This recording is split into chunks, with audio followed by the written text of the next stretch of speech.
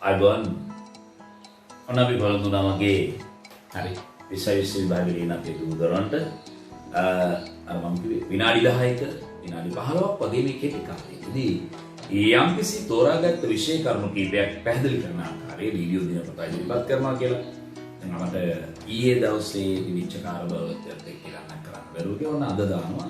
හරි අද කියන්නේ මේ මාරය ඔයගොල්ලන්ට ලැබෙවි. ඊළඟට ආය හවස් වෙද්දී තවත් වීඩියෝ ලැබෙවි. ඒ විදිහට අපි වීඩියෝ කීපයක් ඉදිරියට කරගෙන යනවා. මේ කීපයක් නෙමෙයි පුළුවන් තරම් මම දිනපතා වීඩියෝ එකක් රිලීස් කරන්න බලනවා. මේ විනාඩි 10ක වගේ එකක්. ඔයගොල්ලන්ගේ ප්‍රතිචාර බොහොම හොඳ මට්ටමක තිබ්බා. ඒක ළමයින්ට අවශ්‍යයි කියලා මට දැනෙච්ච නිසා මම මගේ පැත්තෙන් මට කරන්න පුළුවන් දේ කරනවා. රයිට්.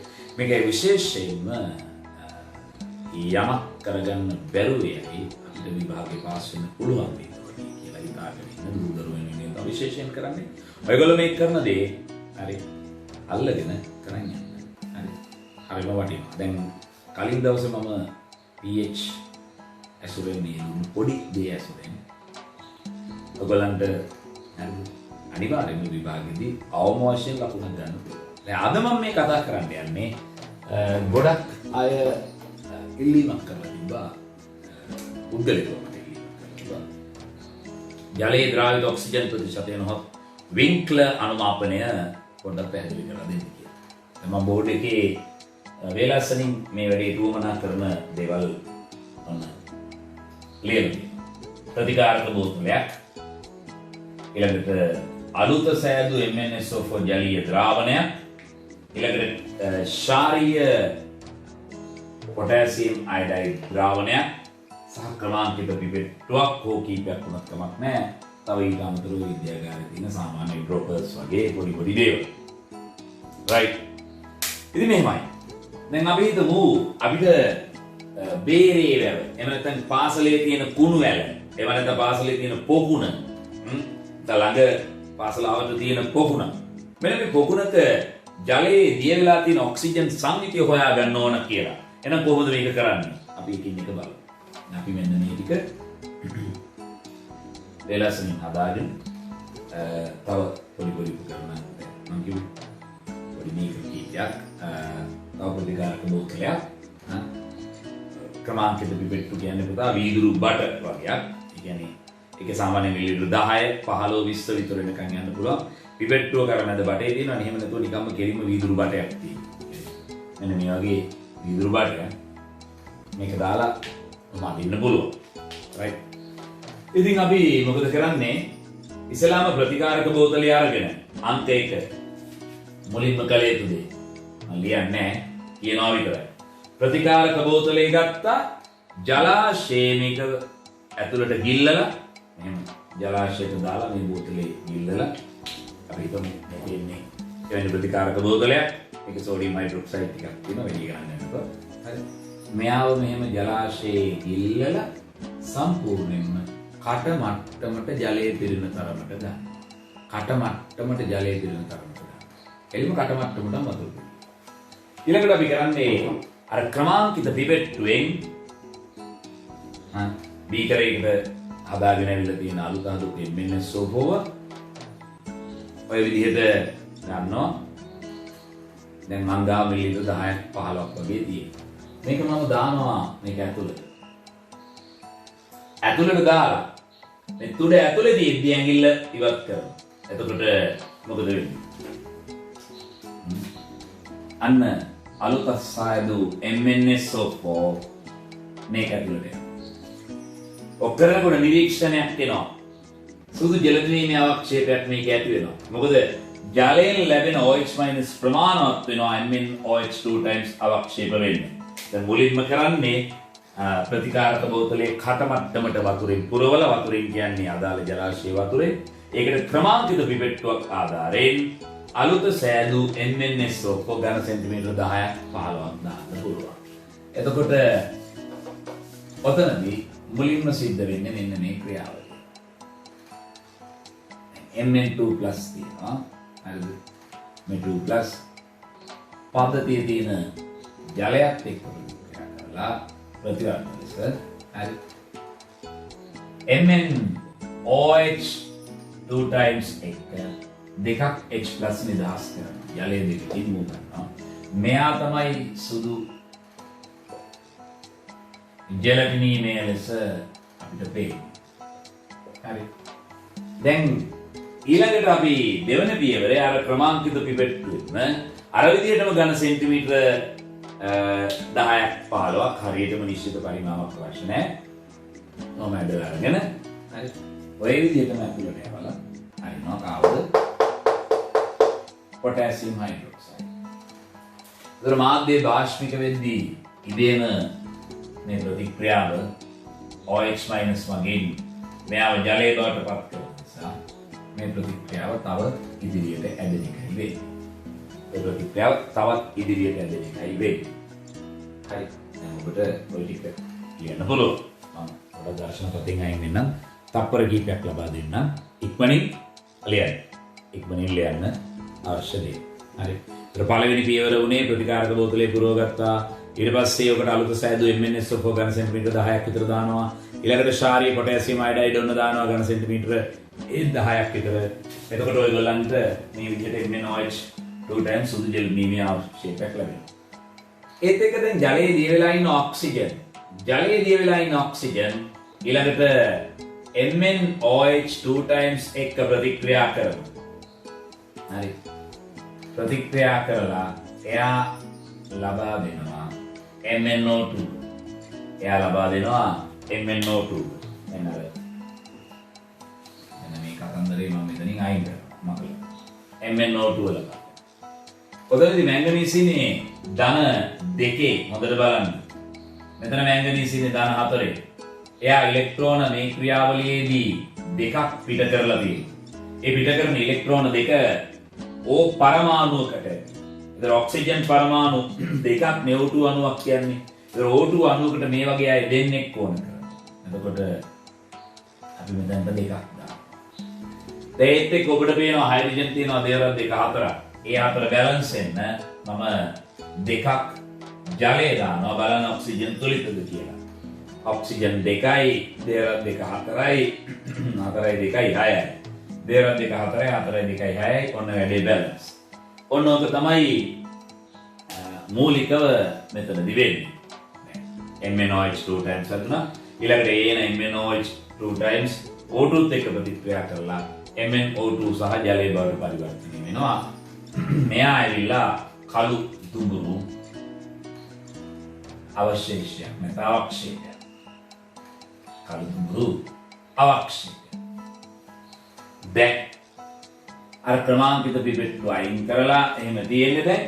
එතකොට ඩ්‍රොපර් එකකින් ආය වතාවක් කට මට්ටමට ජලයේ පුරවලා අපි අර වීදුරු නොබ් එක ගන්නවා. වීදුරු නොබ් එක ගන්නවා. දැන් වීදුරු බෝතලේ සම්පූර්ණයෙන්ම ද්‍රාවණයෙන් පිරලා තියෙන්නේ. අපි හිතමු මෙන්න මේ වගේ කියලා. ඒතර මේ ඇඟිල්ලෙන් දැන් මේක වහගෙන තියෙන්නේ. දැන් මේක හොලවන්න ඕනේ. මෙහෙම හොඳට හොලවනවා. හරි. මෙයාව මෙහෙම හොලවනවා. හොලවන ගමන් දැන් අපේ වැඩේ ඉවරයි. දැන් අපි යන්න ඕන විද්‍යාගාරයට. සාමාන්‍ය විනාඩි 10ක් වගේ කෙටි කාලයක් ඇතුළත අපි විද්‍යාගාරයට ළඟා වෙන්න ඕන. මේකත් අපි විනාඩි 10ක් විතර මෙහෙම හොලවනවා. හරි. හොලවනවා. ඒක විදිහට මේක හොලවන්න පුළුවන්. හරි. කැමැත්ත. ඒක වගේ කැමැත්ත. හරි. මෙහෙම හොලවනවා. මේක විද්‍යාගාරයේ කරනවා. එතකොට මේ පියවර ඉවරයි මෙතන. මේ පියවර ඉවරයි මෙතන. ඒ කියන්නේ විද්‍යාගාරයට යන්න කලින් පරීක්ෂණ නියදිය ලබා ගන්න තැනදී අපි කරන්න ඕන වැඩේ කරලා ඉවරයි. හරි. දැන් මම මේක මම ඊට පස්සේ කරන දේ තමයි රයිට් ඔය සියලු සෙල්ලම් දාපු ප්‍රතිකාරක බෝතලේ අරගෙන ගිහිල්ලා පුතා හලනවා බීකරේකට. හලලා මේකට සාන්ද්‍ර සල්ෆියුරික් බිංදු කීපයක් දානවා. තනක සල්ෆියුරික් උනත් ප්‍රශ්නයක් නැහැ. බිංදු 2ක් 3ක් විතර දානවා. ආම්ලික කරපු ගමන් බලන්න වෙන දේ. ආම්ලික කරපු ගමන් මේ MnO2 අස්ථායි වෙනවා. ඒතර අස්ථායි MnO2 කොහොමද හැසිරෙන්නේ? ඔය MnO2ට යන්න වෙනවා Mn2+ වලට. එහෙම නිකන් යන්න බෑ. කවුරු හරි ඉන්න ඕන ඉලෙක්ට්‍රෝන ගන්න කෙනෙක්. හරි. එතකොට මෙයාට ඉලෙක්ට්‍රෝන ධන 4 ඉඳන් ධන 2ට යන්න කවුරු හරි දෙන කෙනෙක් ඉන්න ඕන. ඒ දෙන කෙනෙක්ගෙන් තමයි ආයා ඉලෙක්ට්‍රෝන ගන්න ඕන. කවුද ඉන්නේ?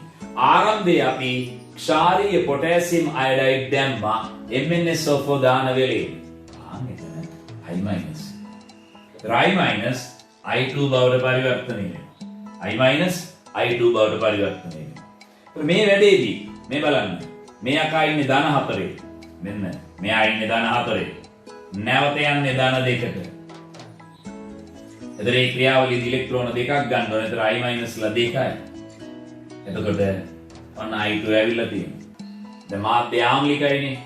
ආම්ලික නිසා මට මෙතනට දාන්න පුළුවන් මේ ඔක්සිජන් දෙන්න බැලන්ස් වෙන දෙකක් ජලය. ඔතනට දෙකක් ජලය දානවා හයිඩ්‍රජන් 4ක් එනවා.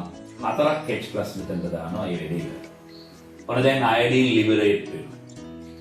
ඊළඟට අපි කරන්නේ ඔයගොල්ලෝ දන්නවා මේ විදිහට අයඩින් නිදහස් වුණොත් නිදහස් වන අයඩින්ව අපිට අයඩෝමිතික අනුමාපනයකින් හොයාගන්න පුළුවන්. අයඩෝමිතික අනුමාපනයකින් හොයාගන්න පුළුවන්. දැන් මොකක්ද අපි කරන්නේ? ඔය I2 ද්‍රාවණය තුල තියෙද්දිම මේ ද්‍රාවණයට මුකුත් කරන්නේ නැහැ. බීකරේට දැම්ම සාන්ද්‍ර සල්ෆියුරික් දැම්ම ආම්ලික කරා. ඔය I2 දැන් මේ ද්‍රාවණය ඇතුලේ හැදිලා තියෙන්නේ. මෙයාව ඔහොමම හරි අනුමාපන ප්ලාස්ටිකුවකට දාලා හරි අනුමාපනයට ලක් කරනවා. සාන්ද්‍රණය ගන්න සෝඩියම් තයෝසල්ෆේට් එක්ක. දැන් මම සෝඩියම් අතහැරලා තයෝසල්ෆේට් කිව්වා. අයඩින් සහ තයෝසල්ෆේට් අතර ප්‍රතික්‍රියාව නොදැන නම් විභාගයට යනවා කියන්නේ ඉවර තමයි. මොකද මේ ප්‍රතික්‍රියාව අඩුම ගානේ 1 MCQ එක හරි තියෙනවා. අඩුම ගානේ. නැත්නම් තියෙනවම තමයි ඒක. හරි බොහෝ විට තියෙනවම තමයි. නැත්නම් එසේ එකේ අනිවාර්යෙන් ගානක් හදන්න ස්ට්‍රක්චර් එකේ බොහෝ විට ගානක් හදන්න මේක හේතු වෙනවා. මේක හැමදාම විභාගෙ තියෙන එකක්. රයිට්. අයඩින් එක්ක තයෝසල්ෆේට් ප්‍රතික්‍රියාවෙන් ඔන්න ඔබට ලැබෙනවා S4O6 ටෙට්‍රාථයොනේට් ඒත් එක්ක I- ඔන්න ලැබෙනවා. දැන් ප්‍රතික්‍රියාව බැලන්ස්. අනුමාපනයේදී මෙන්න සිදු කරන ප්‍රතික්‍රියාව. මේක අනුමාපනය. අනුමාපනයේදී දර්ශකයක්. අනුමාපනය මෙන්න අනුමාපනයේදී පුතා දර්ශකයක් ඕන කරනවා end point එක හොයාගන්න. අන්ත ලක්ෂ්‍ය හොයාගන්න. කවුද දර්ශකය? අයඩින් පිෂ්ඨයත් එක්ක නිල්දම් පාට. දර්ශකයේ කවුද අයඩින් අනුමාපනවලදී පිෂ්ඨය. කවුද දර්ශකයේ? පිෂ්ඨය. කවුද දර්ශකයේ? පිෂ්ඨය. අපි මේකට පිෂ්ඨය දානවා බිංදු කීපයක් අනුමාපනය කරන්න. නෑ එහෙම කරන්නේ. අනුමාපනයේ වේගන යන්න ඉඩ ඇරලා අයඩින් ද්‍රාවණය තුල තියෙද්දි ගොඩක් දුඹුරු පාටයි. මේ දුඹුරු පාට ලා වර්ණයකට හැරුණා. පිදුරු පැහැයට හැරුණා. පිදුරු දැකලා ඇති. ලා කහ පාටට හැරුණා. බොහෝ සෙයින් ලා කහ පාටට හැරුණා. මම මෙන්න මේ වගේ පාටක් පෙන්නන්න මේක ඔයාලා සුදු පාට ලෙස දකි. මගේ මේ ටී-ෂර්ට් එකේ පාට තියෙන්නේ පිදුරු පාට. මීටත් වඩා පාට අඩු වෙන්න ඕන. මීටත් වඩා පාට අඩු වුණාම ද්‍රාවණයට අන්න පිෂ්ඨේ ස්වල්පයක් දානවා. එතකොට ලස්සන නිල් පාටක් එනවා. නිල්දම් පාටක් එනවා. ඒ නිල්දම් පාට නැතුව යන තයෝසල්ෆේට් වලින් අනුමාපනය කරනවා. සාන්ද්‍රණය දන්නා තයෝසල්ෆේට් වලින් අනුමාපනය කරනවා. හරි. දැන් මම මේකේ ප්‍රැක්ටිකල් එක කියලා ඉවරයි. එනමුත් මා නැවත සාරාංශය ප්‍රතිකාරක බෝතලයක් ගන්න මේක අරගෙන ගියා ජල සාම්පලයේ තියෙන තැනට ගියා සම්පූර්ණයෙන්ම මේක පුරවා ගත්තා. ඒ පුරවාගත් එකට ක්‍රමාංකිත පිපෙට්ටුවක් ආධාරයෙන් අලුත සාධන ලද MnSO4 ඝන සෙන්ටිමීටර 10ක් 15ක් ගන්න දානවා. එක කරද්දි මතක තියාගන්න ක්‍රමාංකිත පිපෙට්ටුව ද්‍රාවණය නැත්නම් අර ද්‍රව පරිමාව ඇතුළට දාලා ඇතුළේදී තමයි අපි ඉවත් වෙන්න ඉඩ අරින්නේ MnSO4. ඊළඟට MnSO4 දාලා ඉවර වෙනකොටම අපි ඊළඟට දානවා අලුත සාධන ලද කෙසේ වෙතත් පරණ හැදුවක් කමක් නෑ. හරි. ක්ෂාරීය කියන්නේ OH- වලින් භාෂ්මික කරන ලද KOH NH ඕන එකක් වෙන්න පුළුවන් KI ද්‍රාවණය. ඊට පස්සේ වැඩේ ඉවරයි. ඊළඟට කටගාවට වතුර පුරවලා නොබ් එක වහලා විනාඩි 10ක් විතර හොලවන්න ඕන. හොලවන ගමන් අපි ලැබ් එකට එනවා. ඒකට අපි කියන්නේ ඔක්සිජන් තිර කිරීම කියලා. මේ පළවෙනි පියවර දෙක එතනදී සිද්ධ වෙන්නේ. ඔක්සිජන් තිර කිරීම සිද්ධ වෙනවා. Mn2 plus ජලයෙන් OH අරගෙන MnOH 2 times H plus හැදෙනවා. මම කියන්නේ දෙවෙනි එකේදී අපි ශාරීය Ki දානවා කියලා. එතකොට OH minus මගින් මේ සමතුලිතය තව ඉදිරියට යොමු කිරීමයි කරන්නේ ජලය හදලා. හරි. ඔය සමතුලිතය තව ඉදිරියට. ඒත් එක්කම ජලයේ දිය වෙලා තියෙන ඔක්සිජන්. මෙන්න මේක තමයි අපිට වැදගත්. ජලයේ ද්‍රාවිත ඔක්සිජන්. ඒ ද්‍රාවිත ඔක්සිජන් MnOH 2 times MnO2 දක්වා ඔක්සිකරණයට ලක් කරනවා. මෙතන ධන දෙකේ ඉන්න Mn ධන 4 දක්වා අරන් යනවා. ඒ සඳහා ඔක්සිජන් ඉලෙක්ට්‍රෝන ගන්නවා. මේ ක්‍රියාවලිය අනුපාතය ඔක්සිජන් දෙකට MnOH 2 times ඔක්සිජන් එකට MnOH 2 times ලා දෙකක් MnO2 දෙකක් ජලය ලැබෙනවා. දැන් වැඩේ ඉවරයි. දැන් අපිට මේ ප්‍රතිකාරක බෝතලය තුල ওই ක්‍රියාවලිය ඉවර වෙනකොට ඔය මේකේ දුබූරු පාට ද්‍රාවණයක් අවලම්බිත පද්ධතියක් අපිට ලැබෙයි. හරි. ඒක අපි අරගෙන යනවා ලැබ් එකට. ලැබ් එකට ගිහිල්ලා බීකරයකට දාලා එයාව ආම්ලික කරන්න සාන්ද්‍ර සල්ෆියුරික් බිඳු 2 3ක් දානවා. තනක සල්ෆියුරික් වල මිලිලීටර් 5ක් විතර දාපුවම මිලිලීටර් 2 3ක් පාගු පුන්නේ. දාපුවම ප්‍රමාණ. ආම්ලික වුණු ගමන් MnO2 ට ඉන්න බෑ. උවස්ථායි අර වේලාසෙන් දාපු පොටෑසියම් අයඩයිඩ්ගේ I- තියෙනවා. ඒ I- එක MnO2 ප්‍රතික්‍රියා කරලා මෙන්න Mn2 I2 වෙනවා. අපිට මාර සතුටුයි අයඩීන් ලිබරේට් වෙනවා නම් මොකක් හරි ප්‍රතික්‍රියාවක්. ඇයි? ඒ නිදහස් වන අයඩීන් මැනගන්න අපි ගාව තියෙනවා යාන්ත්‍රණයක්. ඒ මොකද්ද?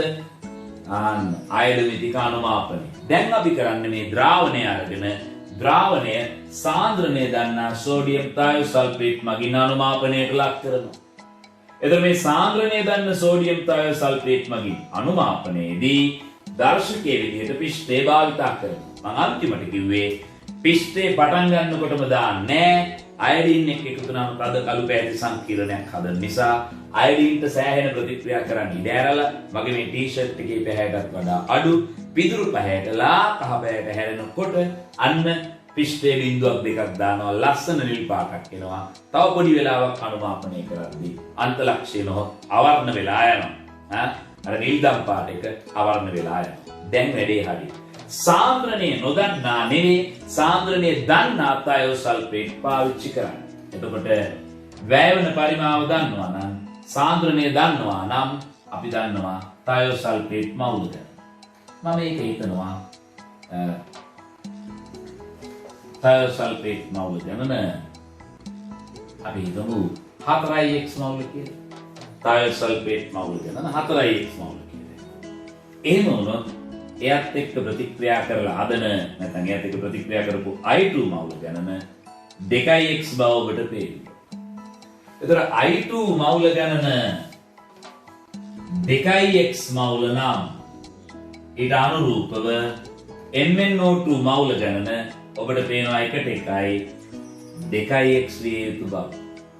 ඒතර MnO2 මවුල ගණන 2x නම් පුතා ඔක්සිජන් මවුල ගණන ඔබට පේනවා 2ට 1යි x මවුල විය යුතුයි. ඔන්න යුරේකා අපි හොයාගත්තා. කාවද? ඔක්සිජන් මවුල ගණන. කවුරු හරහාද? තයෝසල්ෆේට් මවුල ගණන හරහා. එතකොට ඔතනින් අපිට පේන දේ තමයි තයෝසල්ෆේට් වැවෙනවා නම් යම්කිසි පරිමාවක් ඒ හරහා තයෝසල්ෆේට් මවුල ගණන හොයාගත්තට පස්සේ ඒ තයෝසල්ෆේට් මවුල් ප්‍රමාණයෙන් හරියටම 4න් පංගුවක් තමයි O2 මවුල. මේ බලන්න. O2 මවුල ගණන වැය වූ S2O32 minus මවුල ප්‍රමාණය බෙදීම 4. මෙන්න මේ වැඩේ ඉතාම වැදගත් ඔය අවසාන වැඩේ. ඒකට අනුමාපනයේදී හිතන්නකෝ යම් සාන්ද්‍රණයක් සහිත සෝඩියම් තයෝසල්ෆේට් ඝන සෙන්ටිමීටර 40ක් ගියා කියලා. එතන මවුල ගාන වල හොයා ගන්නවා. ඒක 4න් බෙදපුවාම ඔයගොල්ලන්ට ඔක්සිජන් මවුල ගාන එනවා. දැන් ඔබට ඔක්සිජන්ගේ ස්කන්ධය හොයා ගන්න පුළුවන්. මේ තුල දිය වෙලා තියෙන. ඒතර ආරම්භක සාම්පලේ පරිමාව දන්නවා නම් ප්‍රතිකාරක බෝතලේ පරිමාව දන්නවා නම් ජල පරිමාව දන්නවා. දැන් O2 මවුල ගාන දන්නවා. O2 මවුල ගාන දිය වෙලා තිබුණු පරිමාව දන්නවා. මෙතෙන් සිට සාන්ද්‍රණය සොයාගන්න ඔබට පුළුවන්. සාන්ද්‍රණය හොයාගන්න ඔබට පුළුවන්. හරි. මම මේකේ සාන්ද්‍රණය සෙවීම ගැන කතා කරන්නේ. අපි වෙලාවක් තිබ්බොත් ගානක් අරගෙන ගානකිනුත් ඒක පැහැදිලි කරන්න බලන්නම්. රයිට්. එතන ඔබට විශේෂයෙන් 2010ට ආපස්සට ගිහිල්ලා පාස් පේපර්ස් 3ක විතර මේ ප්‍රශ්නේ තියෙනවා බලන්න පුළුවන්. ඒතර මාකින් ස්කීම් එක බලපුවාම ඔබට මේ ප්‍රශ්නේ ඇතුලේ ගාන අහලා තියෙන විදිහත් තේරුම් අරගෙන යමක් ගොඩ දාගන්න පුළුවන්. මට මතක විදිහට 2009 අහලා තිබ්බා, 2007 හෝ 6 අහලා තිබ්බා. එහෙම බලන්න. හරි. ඔය ළඟ අවුරුදු කීපයක 2000න් පස්සේ 2000 සහ 2010 අතර ඒ කාලය තුල බලන්න මම හිතන්නේ 3 පාරක් විතර මේක අහලා තියෙනවා. එතකොට ඒ කියන්නේ අපිට ලොකු සම්භාවිතාවයක් තියෙනවා 3 පාරක් හෝ 2 පාරක්. හරි. මේ අවුරුද්දේ මේ වගේ ගානක් එන්න. ඒකයි මම මේ කැලල ඔන්න ප්‍රමුඛ කරගත්තේ. ඉතින් වැයවනතාවය සල්පේට් මූල ගාන 4 බෙදුවාම ජලීය කලාපයේ එද්‍රාවණය තුළ තිබිච්ච ඔක්සිජන් මූල ගාන ලැබෙනවා. ඒ ස්කන්ධය හොයාගෙන හරි ppm අගයක් විදිහට ලබා දෙනවා. තමයි බලාපොරොත්තු වෙන්නේ. ඒක මම ppm ඕන වෙනම වෙලාවක පාඩමක් විදිහට කියන්නම්. ඔයාලා මට කමෙන්ට්ස් දාන්න යටි. ඒ කියන්නේ ඔයාලා කමෙන්ට් කරනකොට කමෙන්ට් කරන්න මේ පාඩම ඕන, මේ පාඩම ඕන, මේ කෑල්ල ඕන, මේ කෑල්ල ඕන කියලා. ඒතර මට ලේසි ඔයගොල්ලන්ගේ යොමුනාව මොකද්ද කියලා තේරුම් අරගෙන ඒ අවශ්‍යතාවයට අනුව යම් කිසි පාඩමක් කරන්න. රයිට්. ඉතින් මගේ අහිංසක උත්සාහයක් මේ තියෙන්නේ ඔයාලා වෙනුවෙන් කරන. ඒ කියන්නේ අපරාධේ ළමයි විභාගයේ අසමත් වුණොත් හරි අසමත් නොවි ගොඩ යන්න කරන උදව්වක්. හරි. එවනම් ඊළඟ වීඩියෝ එකේදී හමුවෙමු. හරි. සියල්ලටම ජය